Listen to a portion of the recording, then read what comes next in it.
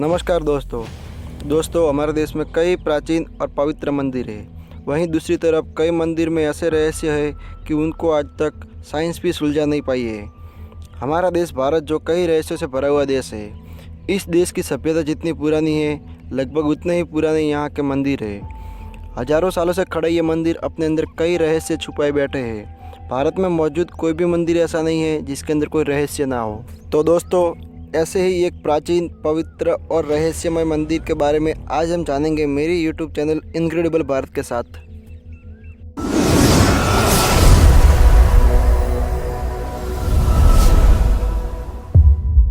दोस्तों, आपने चार धाम के बारे में तो सुना ही होगा।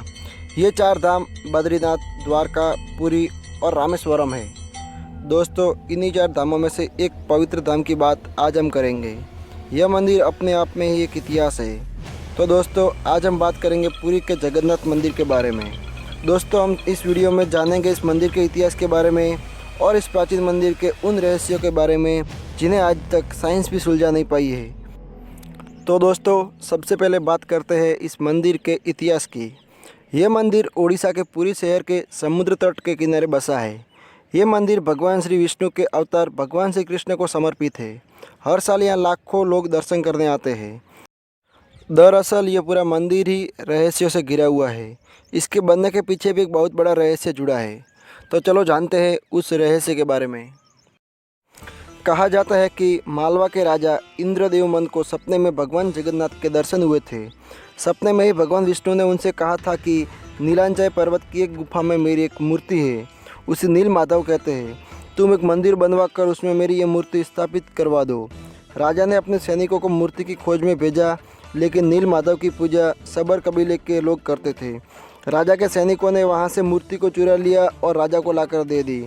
लेकिन मूर्ति के चोरी से भगवान नील माधव बहुत दुखी थे, इसीलिए वो वापस उसी गुफा में चले गए। लेकिन राजा से वादा करके गए कि वो एक दिन उसके पास वापस ज़रूर लौटेंगे। बस शर्त यह रखी कि वो उनके लिए एक भव्य मंदिर बनवाएंगे। राजा ने एक भव्य मंदिर बनवा दिया और फिर भगवान से मंदिर में विराजमान होने के लिए प्रार्थना की। तब भगवान ने कहा कि तुम मेरी मूर्ति बनाने के लिए समुद्र में तैर रहे पेड़ के एक टुकड़े को उठाकर उससे मूर्ति बनाना, जो द्वारका से तैर कर पुरी आ रही है। राजा ने कैसे भी करके वो लकड़ी का टुकड़ा ढूंढ लिया, लेकिन सब लोग मिलकर भी उस पेड़ के टुकड़े को उठा नहीं पाए। तब राजा को समझ आ गया कि ये नील माधव के अन्य भक्त सबर कबीले के मुखिया से ही हो पाएगा। तब मुखिया को बुलाया गया।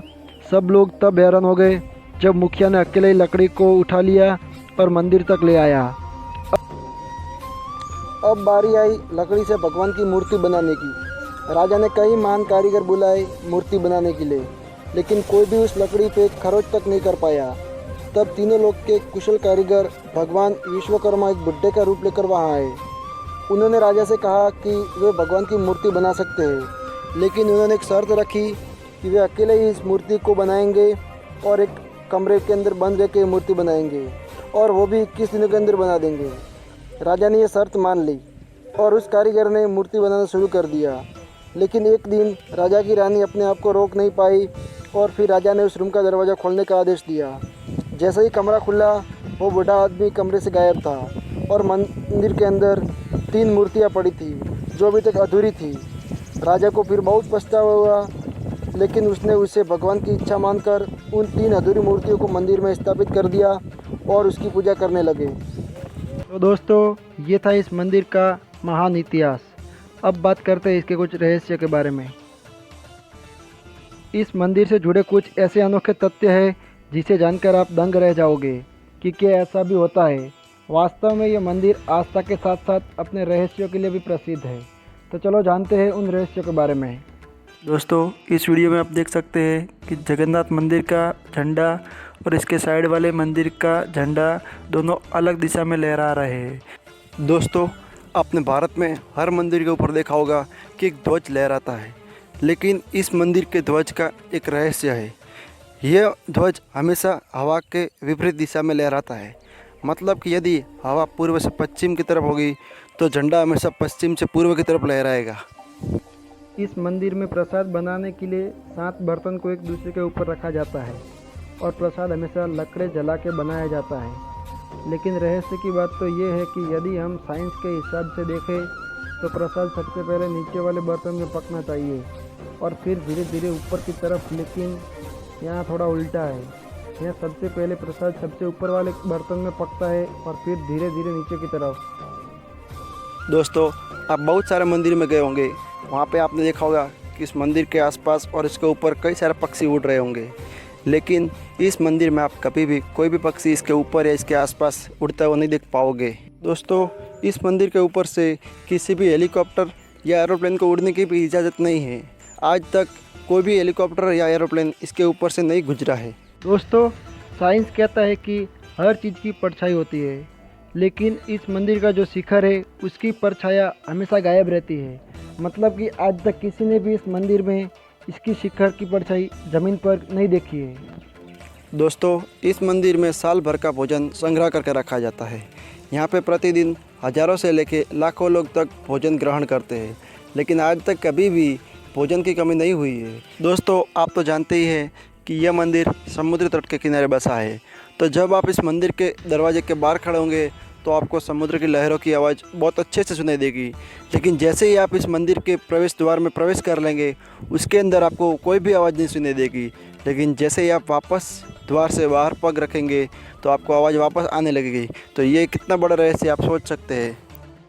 हिंदू पंचांग के अनुसार भगवान जगन्नाथ, भगवान बलराम और देवी सुभद्रा की यहाँ हर आषाढ़ महीने में विशाल रथ यात्रा का भव्य आयोजन होता है। माना जाता है कि जब भी यहाँ रथ यात्रा निकलती है उस दिन पुरी में बारिश जरूर होती है। इस मंदिर पर जो ध्वज लहराता है उसे हर रोज़ बदल दिया जाता है। ऐसा माना जाता है यदि एक दिन भी ये ध्वज नहीं बदला गया तो मंदिर 18 सालों के लिए बंद हो जाएगा। इस मंदिर के शिखर के ऊपर एक सुदर्शन चक्र लगा हुआ है। आप किसी भी दिशा में खड़े होकर इस चक्र को देखेंगे तो उस चक्र का मुंह हमेशा आपकी तरफ ही होगा। दोस्तों, ये थे वो रहस्य जो इतने सालों से रहस्य ही बने हुए हैं, जिन्हें आज तक साइंस की सुलझा नहीं पाई है। दोस्तों, मैं आपसे एक ही बात कहूँगा कि ज़िंदगी में कहीं पर घूमने जाओ या ना जाओ, परंतु भारत के पवित्र धामों के दर्शन करने ज़रूर जाना। आप लोग मानोगे नहीं, लेकिन यह बात सच है कि भारत में जितने भी प्राचीन मंदिर है सबके अंदर रहस्य तो बहुत है, लेकिन एक और बात भी है, और वो बात यह है कि इन सब मंदिरों के अंदर बहुत सारी पॉजिटिव ऊर्जा भरी है। इसीलिए जब भी हम किसी मंदिर में जाते हैं तो हमारा मन एकदम हल्का और शांत हो जाता है।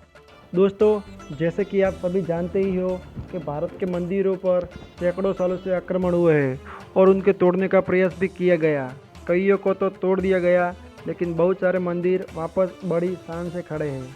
इसी तरह भगवान जगन्नाथ मंदिर पर भी कई बार आक्रमण हुए, लेकिन वो लोग ज़्यादा नुकसान नहीं पहुंचा पाए क्योंकि वहाँ के रक्षकों ने मूर्तियों की और मंदिर की हिफाजत कर ली थी।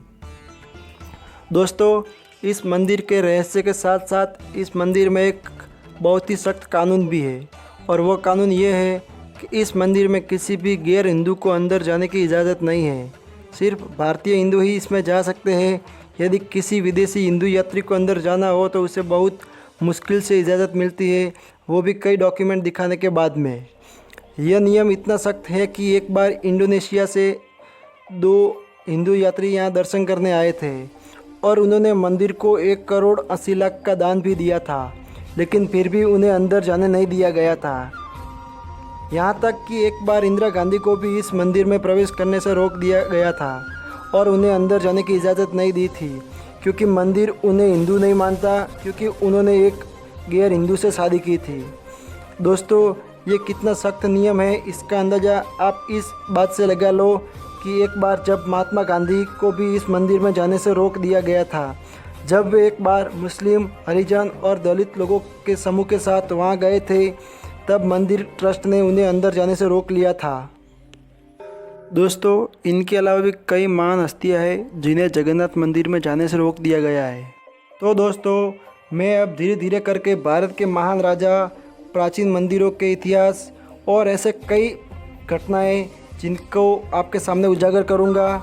तो जुड़े रहिए मेरी चैनल इनक्रेडिबल भारत के साथ। तो दोस्तों, इस वीडियो को लाइक करना, शेयर करना ना भूलें और कमेंट करें और मुझे बताएं अगला वीडियो मैं किस पे बनाऊं। और जो अभी तक चैनल को सब्सक्राइब नहीं किया है तो अभी सब्सक्राइब कर ले और जुड़ जाइए मेरे यूट्यूब चैनल के साथ। जय हिंद, जय भारत।